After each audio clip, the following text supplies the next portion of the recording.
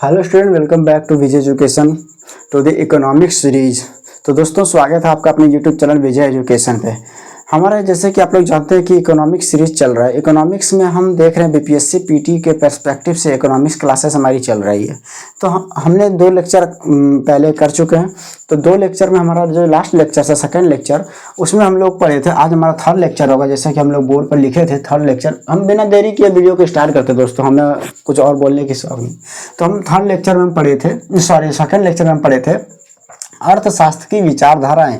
तो हम देखे थे यहाँ पे 3 अर्थशास्त्र की 3 टाइप की विचारधाराएं होती है। तो कैसा था? तो पहला था हमारा क्लासिकल अर्थशास्त्र, क्लासिकल इकोनॉमिक्स मतलब शास्त्रीय अर्थशास्त्र, ठीक है दोस्तों। दूसरा था हमारा कीनियंस इकोनॉमिक्स, कीनियंस अर्थशास्त्र की विचारधारा। तीसरा था हमारा उदारवाद और नव उदारवाद अर्थशास्त्र की विचारधारा, लिबरल या न्यू लिबरल इकोनॉमिक्स, ठीक है दोस्तों। तो हम इसी क्लास को हम आगे बढ़ाएंगे। तो अगर चैनल पे नए हैं तो चैनल को लाइक करके चैनल सब्सक्राइब करके वीडियो लाइक करके शेयर जरूर करिएगा, ठीक है दोस्तों। तो हम चलते हैं क्लासिकल इकोनॉमिक्स में। सबसे पहले हम इसमें देखेंगे क्लासिकल इकोनॉमिक्स को सपोर्ट कौन कौन करता है। इकोनॉमिस्ट ही सपोर्ट करेगा ना, अर्थशास्त्री सपोर्ट करेगा। तो इसमें देखेंगे इकोनॉमिस्ट कौन कौन इकोनॉमिस्ट सपोर्ट करता है क्लासिकल इकोनॉमिक्स को। सेम उसी तरह का इसका क्या थ्योरी है, सब न्यू लिबरल और लिबरल थ्योरी क्या है इसमें इकोनॉमिक्स के पर्सपेक्टिव में। तो हम जब देखते हैं क्लासिकल इकोनॉमिक्स के बारे में, तो इसमें हमारा नाम आता है, सबसे बड़े बड़े नाम आता है इसमें। तो इसका सपोर्टर है हमारा इकोनॉमिस्ट है थॉमस माल्थस। पहले हम कह सकते हैं एडम स्मिथ कर लेंगे हम, एडम स्मिथ। एडम स्मिथ के बाद हम देखते हैं इसमें जेबी से। तीसरा हम देखेंगे इसमें जॉन स्टुअर्ट मिल, ठीक है। डेविड रिकार्डो देखेंगे दोस्तों, इसमें डेविड रिकार्डो का नाम आएगा, डेविड रिकार्डो। फोर्थ नाम आएगा इसमें हमारा थॉमस माल्थस,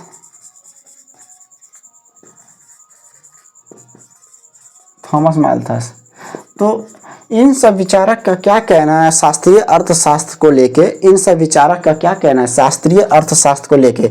इन सब विचारक का कहना है कि दोस्तों कि अर्थव्यवस्था में सरकार की कोई भूमिका नहीं होती और ना उसका कोई हस्तक्षेप होना चाहिए।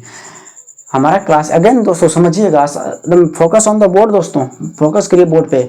हम पढ़ रहे हैं क्लासिकल इकोनॉमिक्स, शास्त्रीय अर्थशास्त्र की विचारधारा में क्या कहती है। जो ये सब विचारक है, तो एडम स्मिथ, जेबी से, John Stuart Mill, David Ricardo, Thomas Malthus. तो इन सब का क्या कहना है? इन सब का कहना है कि अर्थशास्त्र में, जो अर्थव्यवस्था में ना, सरकार की भूमिका शून्य होनी चाहिए, एकदम शून्य, कुछ सरकार होना ही नहीं चाहिए अर्थशास्त्र में। तो आप एक बात नोटिस कर रहे हैं दोस्तों, यहाँ पे आप लोग नोटिस कर रहे होंगे स्टूडेंट, कि नोटिस कर रहे होंगे कि अर्थशास्त्र का जो ये क्लासिकल इकोनॉमिस्ट है, ये हमें कुछ कुछ साउंड कर रहा है किस अर्थशास्त्र के बारे में। एक हम पढ़ेंगे जब वहाँ पूंजीवाद, समाजवाद और मिश्रित अर्थव्यवस्था, जब इन सब अर्थव्यवस्था के बारे में पढ़ेंगे, पूंजीवादी अर्थव्यवस्था, समाजवादी अर्थव्यवस्था और मिश्रित अर्थव्यवस्था के बारे में पढ़ेंगे, तब हम देखेंगे कि क्लासिकल इकोनॉमिक्स में ये साउंड कैसा कर रहा है। जैसे कि इसका विचारधारा को पहले हम लिख लेते हैं, तब पता करेंगे इसका साउंड कैसा होता है। तो हम इसकी विचारधारा को लिखते हैं दोस्तों। इन सब का कहना है कि सरकार का कोई हस्तक्षेप नहीं होना चाहिए, सरकार का कोई हस्तक्षेप नहीं होना चाहिए दोस्तों।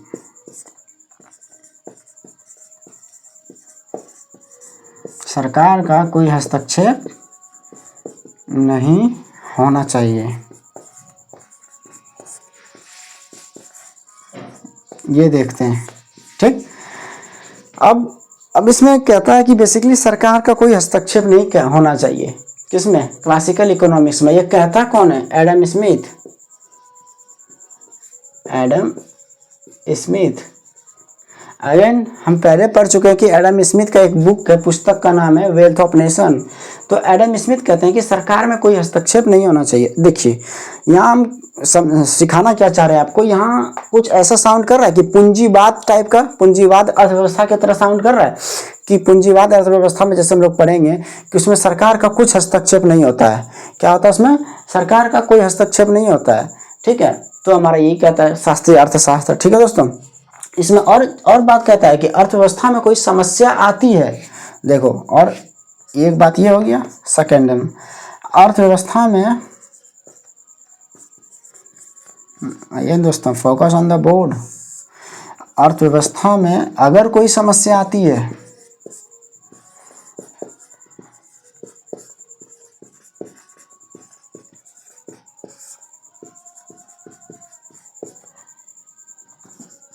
अगर कोई समस्या आती है तो उसका हल क्या है? क्या सरकार निकालेगी? नहीं, सरकार को यहाँ तो बोल रहा है कि हस्तक्षेप नहीं होनी चाहिए, तो इसका उसका हल क्या होगा? तो उसका हल स्वयं हो जाएगा। क्या होगा? अर्थव्यवस्था में अगर कोई समस्या आती है तो उसका हल स्वयं हो जाएगा।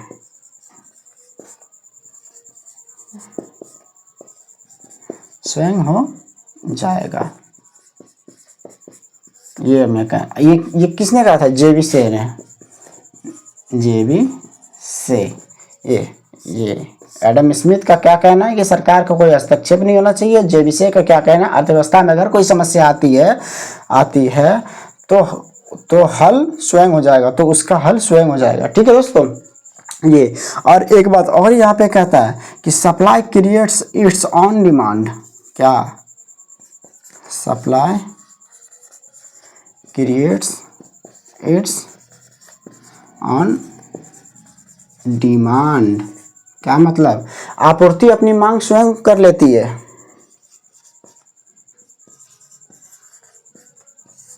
आपूर्ति अपनी मांग स्वयं स्थापित कर लेती है।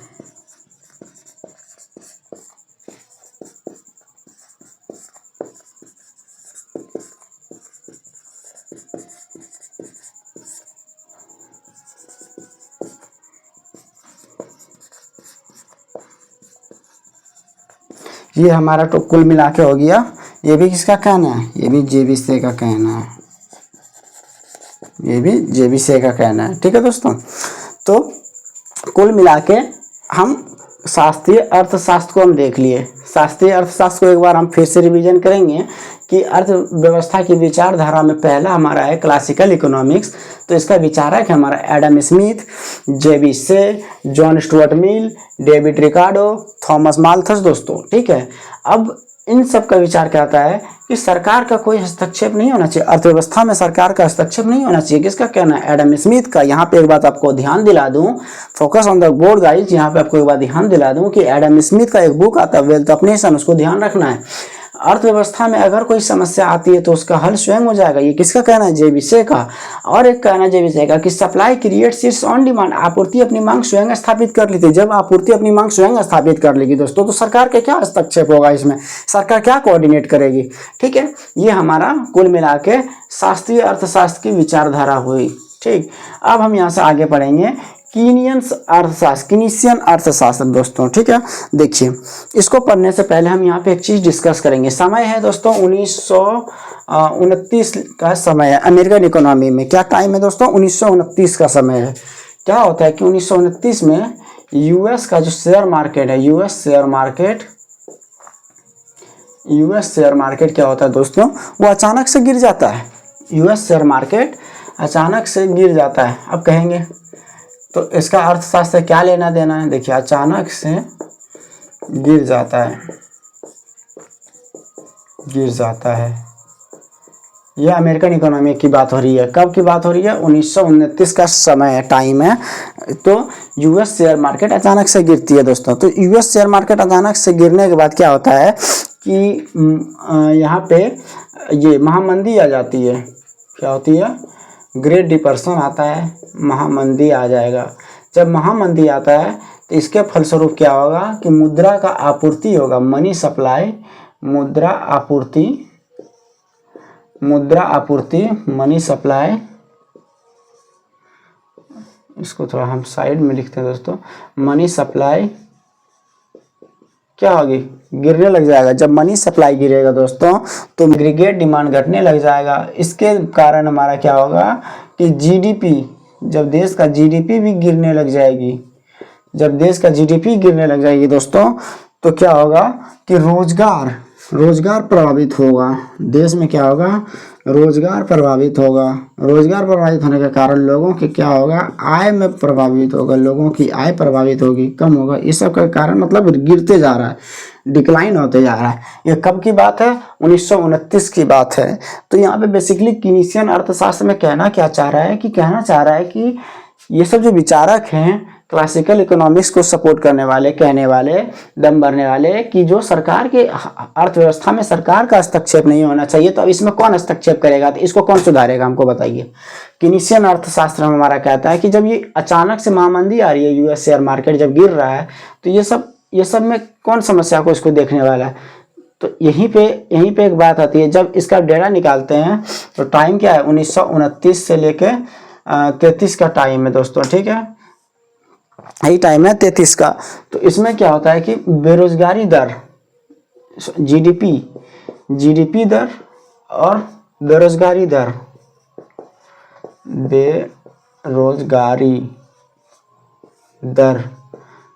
कैसे बढ़ता है, 3% से लेकर 33% तक हो जाता है दोस्तों। ये हो जाता है, बढ़ जाता है, बेरोजगारी दर बढ़ जाता है, ठीक है। जब रोजगार नहीं मिलेगा तो बेरोजगारी दर बढ़ेगा ना दोस्तों, ठीक। अब जीडीपी कितना गिर रहा है दोस्तों, जीडीपी हमारा गिर रहा है 33% गिर गया, जीडीपी 33% गिर गया, ठीक है। तो कुल मिला के हमारा कहना है कि जब ये सब डिक्लाइन हो रहा है, ये सब जब अर्थशास्त्र में देखने को मिल रहा है कि देश का जीडीपी गिर रहा है, बेरोजगारी दर बढ़ रहा है, देश में इनकम कम हो रहा है, रोजगार कम हो रहा है, देश में गरीबी आ रही है, तो इसको कौन सुधारेगा? इसको तो एक सरकार को हस्तक्षेप में आना पड़ेगा, सरकार को पावर में आना पड़ेगा, अर्थशास्त्र को लेना पड़ेगा अपने हैंडल में दोस्तों। तो इसी का कहना है कि कीनीशियन अर्थशास्त्र का भी यहाँ पे कहना है। एक विचारक आते हैं यहाँ पे हमारा जेएम किन्स, कौन आते हैं, जेएम किन्स, एक विचारक आते हैं, कौन, कीनीशियन अर्थशास्त्र का सपोर्ट में एक विचारक आते हैं, जेएम किन्स, अर्थशास्त्री आते हैं। तो इन्होंने कहते हैं क्या कि अर्थव्यवस्था में सरकार का हस्तक्षेप होना चाहिए। क्या कहते हैं ये, अर्थव्यवस्था में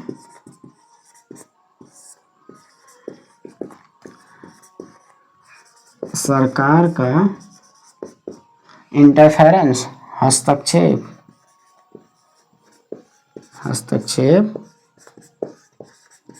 होना चाहिए, ठीक है दोस्तों। आई होप कि अच्छी तरीके से समझ में आया होगा। तो वीडियो को पॉज करके आप लोग इसको लिख लेंगे अच्छी तरीके से, ठीक है, तब हम आगे बढ़ेंगे। अब हम पढ़ेंगे उदारवाद और नव उदारवाद की अर्थव्यवस्था क्या कहती है। हाँ, अगेन एक चीज और ध्यान यहाँ पे रखिए, जैसे कि हम यहाँ पे देख रहे हैं कि जब सरकार का हस्तक्षेप यहाँ पे नहीं कह रहा है दोस्तों, तो हम यहाँ पे एक तरीके से क्या कह रहे हैं कि यहाँ पे पूंजीवाद की तरह में साउंड क्रिएट नहीं कर रहा है, पूंजीवाद अर्थव्यवस्था की तरह। अब जो यहाँ कह रहा है कि सरकार का हस्तक्षेप होना चाहिए, तो यहाँ पे हमारा क्या कह रहा है, समाजवाद की तरफ इशारा क्या कर रही है, समाजवादी अर्थव्यवस्था की तरफ।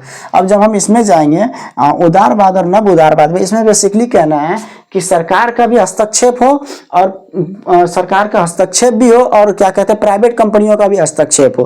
पूरी तरह से सारी देश की कंपनियों को सरकार के अधीन नहीं कर देना चाहिए। तो हम इसमें किस में बात करेंगे, ये बात उदारवाद और नव उदारवाद अर्थशास्त्र में करेंगे। क्या करेंगे यहाँ पे बात कि इसमें सरकार का भी हस्तक्षेप होना चाहिए और प्राइवेट कंपनियों का भी हस्तक्षेप होना चाहिए, यहाँ liberal and new liberal economics में। आई होप कि ये क्लियरेंस थोड़ा समझ में आया होगा, ये डिफरेंस अर्थशास्त्र की विचारधारा में क्लासिकल इकोनॉमिक्स, कीनीशियन इकोनॉमिक्स और लिबरल न्यू लिबरल इकोनॉमिक्स के डिफरेंस में। ठीक है दोस्तों, आप लोग लिखिए, तब तक के लिए हम आगे बढ़ते हैं।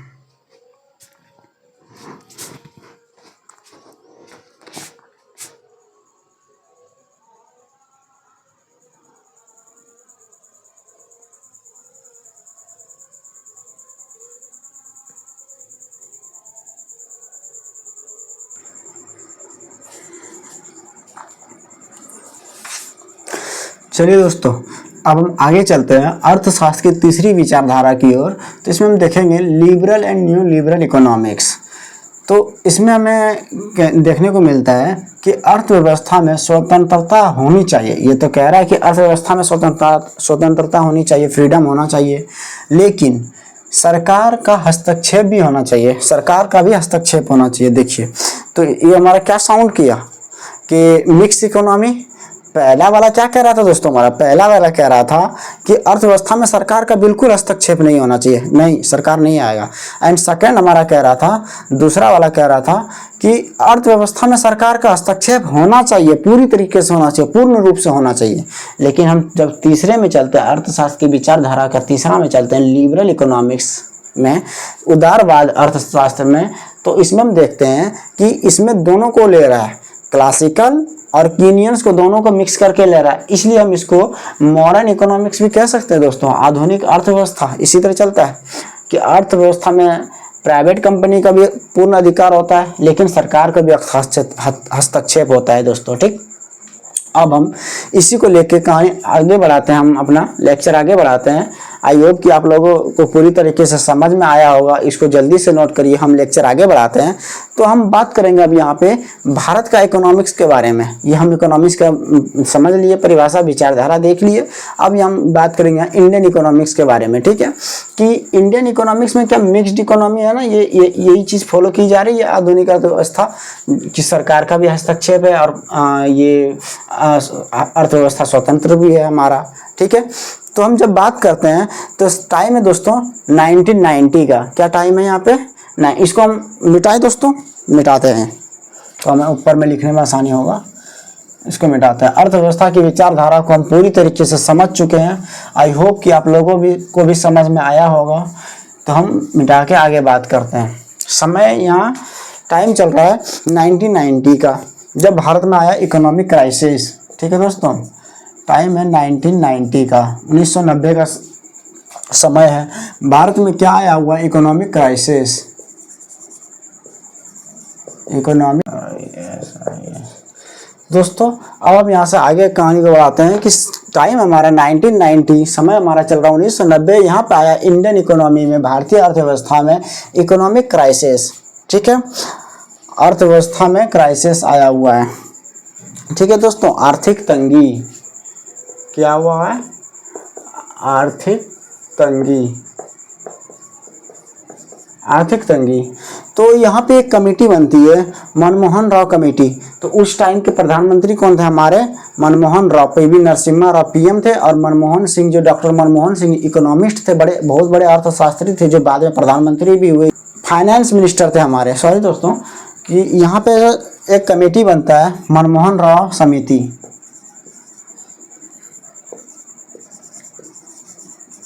मनमोहन राव समिति, ये एक समिति बनता है हमारा।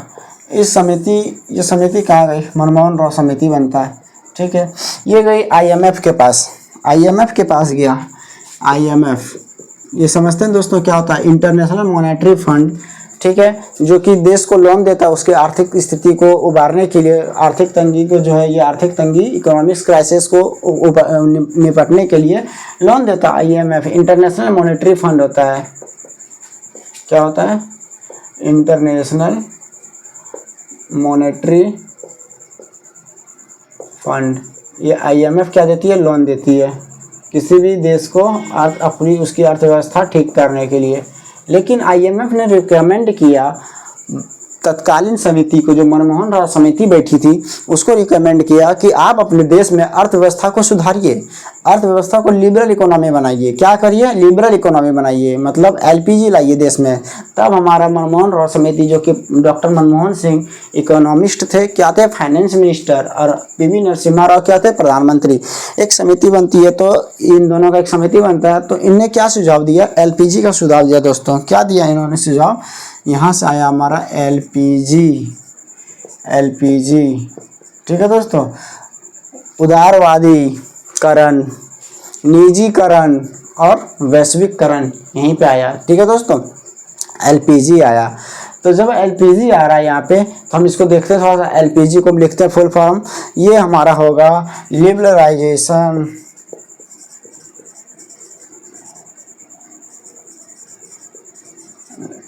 उदारीकरण, उदारीकरण, ठीक है, प्राइवेटाइजेशन,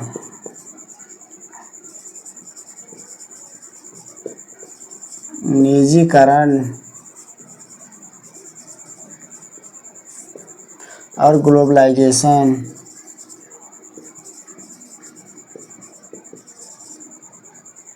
वैश्वीकरण, वैश्वीकरण, ठीक है। तो एलपीजी जब आया हमारा अर्थव्यवस्था में, तो हमारा अर्थव्यवस्था क्या था दोस्तों, यहाँ पे हम जैसे बात करें इकोनॉमिक्स 1990, तो इससे हम पहले बात करते हैं 1990 के पहले की बात करते हैं। पहले, तो पहले हम बात करें भारतीय अर्थव्यवस्था कैसी थी।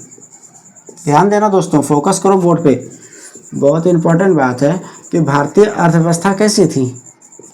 कब? जब मनमोहन राव समिति नहीं आया था, एलपीजी हमारे देश में नहीं आया था, ठीक है। तो 1990 के पहले हमारा अर्थव्यवस्था कैसी थी, तो थी क्लोज इकोनॉमी थी। क्लोज्ड इकोनॉमी कैसी थी? बंद अर्थव्यवस्था था दोस्तों, ठीक है। बंद अर्थव्यवस्था, बंद अर्थव्यवस्था कहने का मतलब क्या दोस्तों, कोई बताएगा? बंद अर्थव्यवस्था कहने का मतलब कि ना हमारे देश से कोई एक्सपोर्ट कर सकता है, ना ही इंपोर्ट कर सकता है, ठीक है। हम खुली अर्थव्यवस्था नहीं थे। आफ्टर 1990 मतलब एलपीजी आने के बाद, क्या इसके बाद, ये कब लागू हुआ? ये लागू हुआ हमारा 1991। इसी को हम कहते हैं क्या? नई आर्थिक नीति। 1991 में नई आर्थिक नीति, क्या कहते हैं दोस्तों? नई आर्थिक नीति, इसी को कहते हैं new economic policy. New economic policy दोस्तों, ठीक। तो जब हम यहाँ पे बात करते हैं न्यू इकोनॉमिक पॉलिसी जब आया हमारा, तो हमारी अर्थव्यवस्था कैसी बन गई? इंडियन इकोनॉमी कैसा बन गया? भारतीय अर्थव्यवस्था कैसा बन गया दोस्तों? इंडियन इकोनॉमी कैसा दिखने लगा? भारतीय अर्थव्यवस्था कैसा आ गया? भारतीय अर्थव्यवस्था कैसा दिखने लगा? ये एक ओपन इकोनॉमी की तरह दिखने लगा। इकोनॉमी, खुली अर्थव्यवस्था दोस्तों। खुली अर्थव्यवस्था कहने का मतलब दोस्तों क्या होता है? खुली अर्थव्यवस्था कहने का हम यहाँ इसका मतलब क्या निकालेंगे खुली अर्थव्यवस्था का? तो इसका मतलब निकालेंगे कि अब जो है भारतीय अर्थव्यवस्था वो खुल चुका है, बाजार खुल चुका है, हम उदारीकरण हो चुके हैं, निजीकरण हम में आ गए, वैश्वीकरण में हम आ गए। मतलब अपनी कंपनियों को हम आदेश दे सकते हैं कि बाहर में जाके इन्वेस्ट करिए, और बाहर की कंपनियों को अपने देश में बुला सकते हैं यहाँ पे इन्वेस्ट करने के लिए, कमाने के लिए, ठीक है दोस्तों। यही इसका मतलब हुआ।